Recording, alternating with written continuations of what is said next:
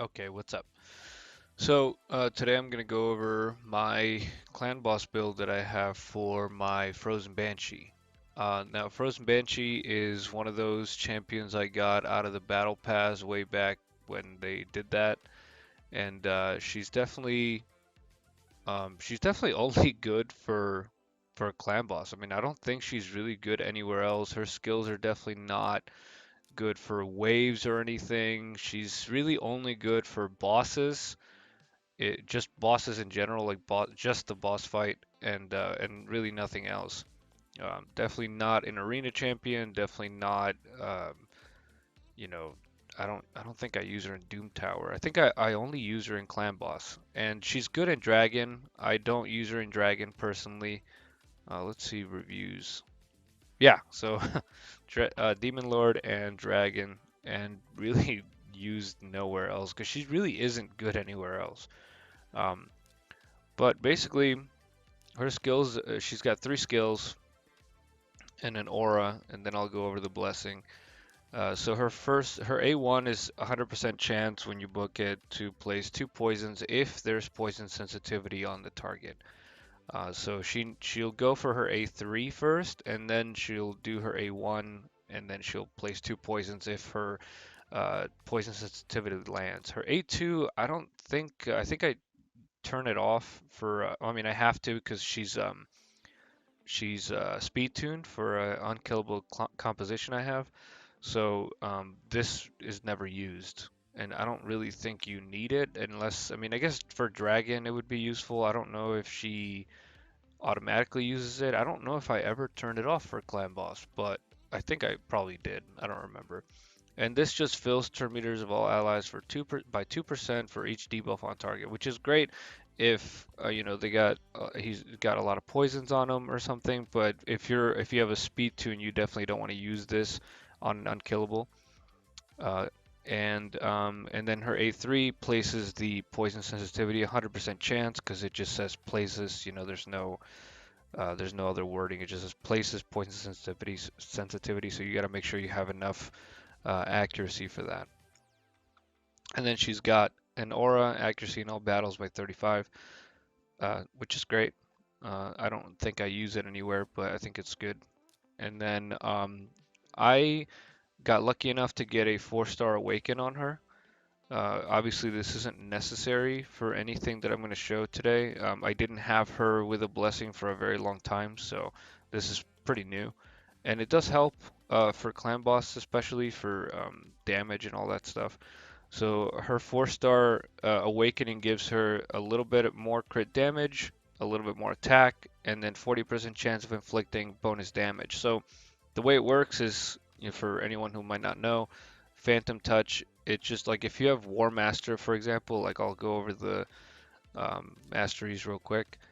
If you have War Master, right, she attacks with her A1, and then there's like the War Master procs, and then you get like some bonus damage, which is equal to 10% of the target champion's max HP or 4% of the target's max HP when attacking bosses. So this would be 4% of the clan boss's max HP. But then there's like he's got like some ability that makes this cap or something. I forgot how it is, like Infernal Resistance or something. And so the way Phantom Touch will work is she'll use her A1 and then the she'll get the damage out of the A1 and then she'll get War Master activates, she'll get the damage out of War Master. So then you'll see like two numbers, and then if Phantom Touch activates, she'll get a third bonus damage. So it's really cool to see like the actual like there's like three different. So that's why with Clan Boss it helps a lot. Okay, over to her gear. So again, this is speed tuned, so this isn't what you would do if you're only using her like in Dragon, for example and it's or clan boss, but it's not a speed tuned team. You would do something a little bit differently. I just did it like the way my build is just specifically because of the speeds. So I'll go over like what I would do if I was just using her in dungeons, but this is kind of a general build that you would use if you're just kind of using her in if you wanted to use her in dungeons, which will just dragon, and clan boss in a non speed tuned uh, team. So mine is 212 for speed because I need one of the champions for the unkillable to be around 212, like between 210 and 212. But I happen to get 212 on her. So anyway, she's an attack-based champion. So crit damage is good if you want her to hit hard. Okay, for gauntlets, or crit rate would be fine too. Attack percentage chest because it's an unkillable composition, so I don't need her to be super tanky. If you wanted her to be tanky in clan boss, you would put something like HP percentage or flat if you're a newer player, but percentage so that way she doesn't get one-shotted by the boss, the clan boss. But in this case, because I have an unkillable team with two man eaters, I can be free to put as much attack as I can, so that she hits as hard as she can. So I had this chest that just happened to have 14 speed, and then like I added two more with some glyphs, and then speed boots because I need her to have that speed again. But again, if you wanted her to just, be, I think you would still use speed boots anyway, even if you just wanted her to land that poison sensitivity in a non-speed tuned team. So you would have to go as fast as possible, so she goes first or second or some one of the first three champions in the setup, whatever setup you have. So speed boots, you definitely wouldn't go attack boots on this champion just because I mean you don't need her to hit that hard. You just need her to land her poison sensitivity against the dragon and land her poisons against the dragon or clan boss. So you would always probably use speed boots on this. And I happen to have some crit rate on it, so because and some accuracy because I wanted her to be able to land those poisons. And then the row along the top, it's always going to be attack, HP, and defense. So I wanted to make sure I had enough speed and accuracy, speed and accuracy, speed and accuracy. For this particular build, I needed the speed specifically because it's a speed tuned team, unkillable team.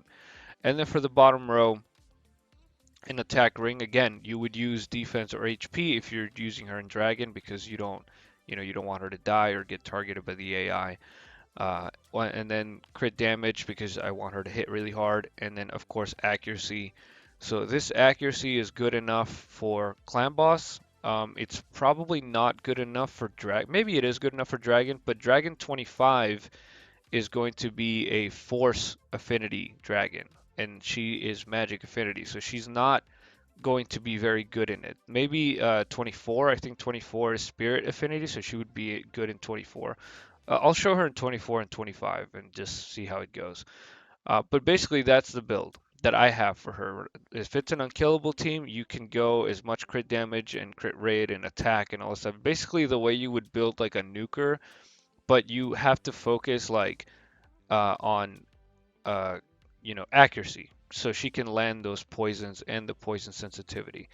Um, I take back what I said. You don't want to do nuker build because you would have speed boots on her, so not attack boots. A nuker would have attack percentage boots, but with her, you want her to have more of a support role. Even though she's an attack-based champion, she really is there to debuff the boss. So you would actually prioritize speed over attack percentage. But in this case, because it's an unkillable composition, I'm prioritizing as much well, the speed, of course, because she needs to have this speed, but also as much attack and crit damage as I can get for her. And so she doesn't have that much crit rate. I wish she had more, but I just don't need it in this case um, because of the speed. So this is her stats, and HP and defense doesn't matter because it's an unkillable team. But if I was just building her for only dragon, I would do way more defense, way more HP, and then probably more accuracy, or this accuracy might be enough, who knows? But definitely I would ignore all like attack and everything. I just need her to land the poison sensitivity, so I would probably go with crit rate gauntlets instead of damage ones. So she just crits all the time. And then her masteries would probably just stay the same. I guess if you were going on a defensive route, you would probably do something like this. That way she can do um, maybe like retribution or something. And then for the support, I went with the support tree for the extra accuracy, but also I wanted Master Hexer so the poison sensitivity can be 3 turns instead of just two, and then Sniper so that she has a better chance of landing all of that stuff. And again, War Master tree just because I wanted her to get more damage on the boss. Okay, so this is my clan boss team, 2 man-eaters, it's that unkillable composition. Um, I'll I'll just take you to over to the end, and then I'll show you like the kind of damage that she does in this kind of unkillable setting. I'll be back. Okay, so I went ahead and just used both my keys to get the Ultra Nightmare over with. So normally this setup does it's about like 34 to 40 million, and it's usually always, well, I don't think it's ever not been a 2 key. Last time, the last run I did, she did 19 million, and then he did about the same. So Geomancer, everybody knows he's amazing, and yeah, so Frozen Banshee always does around, between 14 to 20 something million, depending on how much I actually get out of it. This one wasn't a 2 key, surprisingly. Normally it would be. Oh, actually it was a 2 key. What am I talking about? For some reason I thought this had to be 72 million. This is probably the least I've ever gotten. Normally I get about 72. I think that's probably why I thought it was the highest chest was 72. But this time I got a little bit less than usual. So it was pretty close. I was cutting it pretty close. But yeah, that's how much damage she would do in Clan Boss, usually between 14 to 20 million, and then I'm gonna show her in Dragon. Okay, now we're in Dragon. So normally I would farm Dragon 25 with this team, but again, she probably wouldn't be good in 25. So if I were you, I wouldn't use her in 25, and I'm just gonna keep the Clan Boss build on her. She shouldn't be too bad. I'll probably just move, or oops, that's not what I meant to do. I meant to get this guy out and move her up here. And then I'll probably have to take Kaimar out. And then we'll do... So first let's add her. She's going to be the main poisoner. So something like this. And then we need a control champion. So someone that can stun, we'll just do him. And then most people probably won't have Lydia, but it'll be a longer run then. Well, you know what? I'm just gonna leave Lydia, but you could use like Stag Knight. I'll just use Stag Knight since I did a video on him earlier this week. So this should work, I think. I mean, I probably should take her out too, Seer, and maybe put some other control champion on there. But I mean, I just kind of want the waves to be quick, or at least a little quicker. So we'll just let it run, and then I'll get you to the boss. I'll probably have to do it partially on manual just so I don't mess anything up. But we have Blind Seer always carrying everybody. She's like my favorite champion. So should I pause it? I don't want this video to be like crazy long. So I think I'm just gonna pause it and take you to the boss.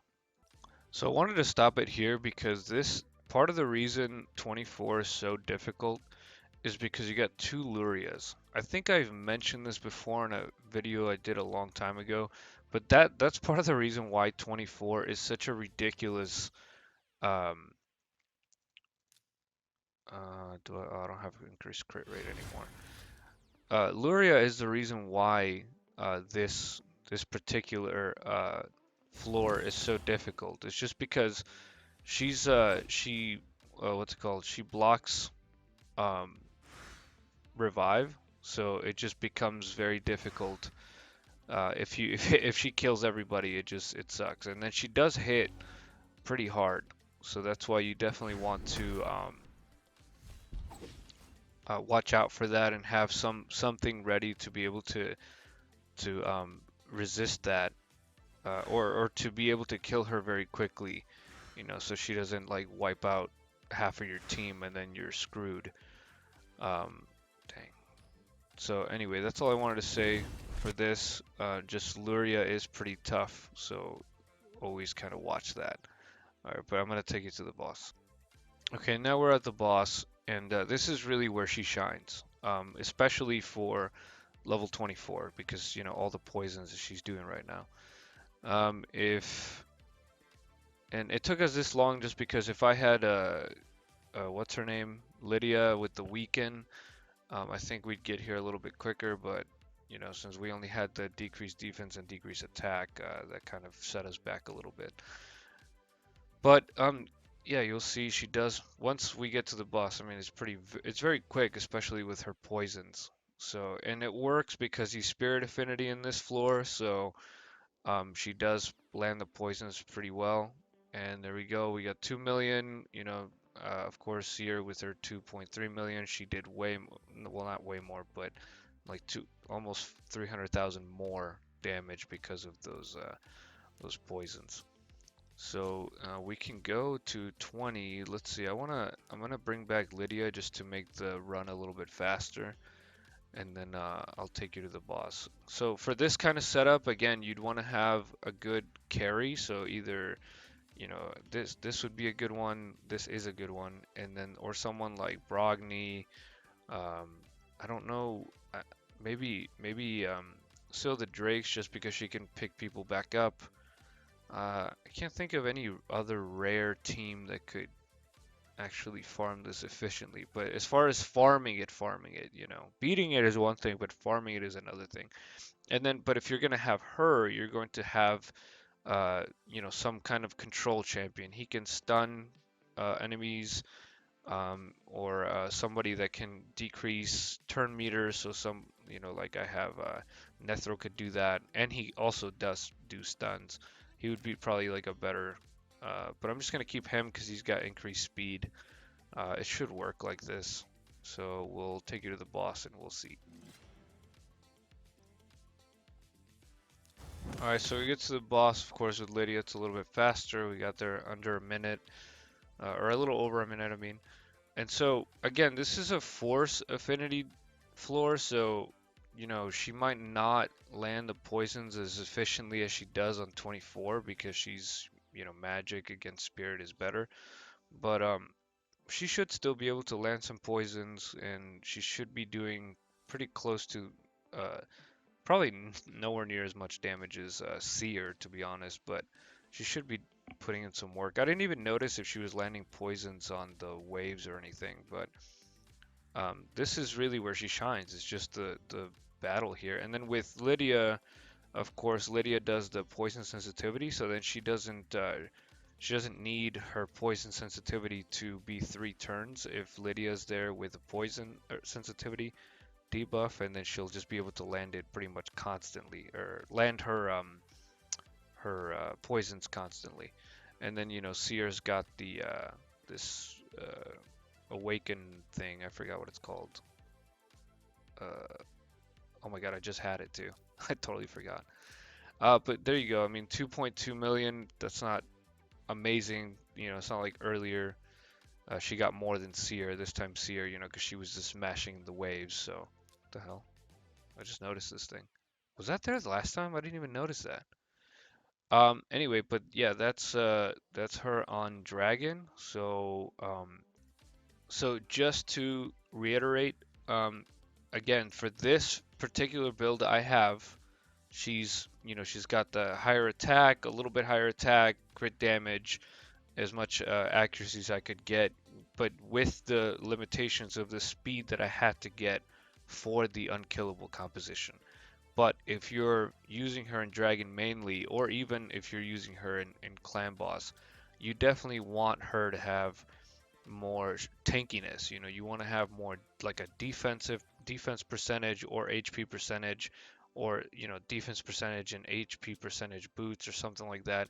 But I mean, I wouldn't do that just because you want her debuff. So you probably need her to have some good speed, and then like the substats you'd be looking for accuracy and defense and HP. And then as far as her accessories, you definitely always have an accuracy banner with some defensive subst like this one would be perfect. And then like an HP ring instead of a crit damage one, or an attack or defense. Definitely HP or defense, I guess it could work, but HP I would prefer. And then this would be also HP if you have a defense percentage chest.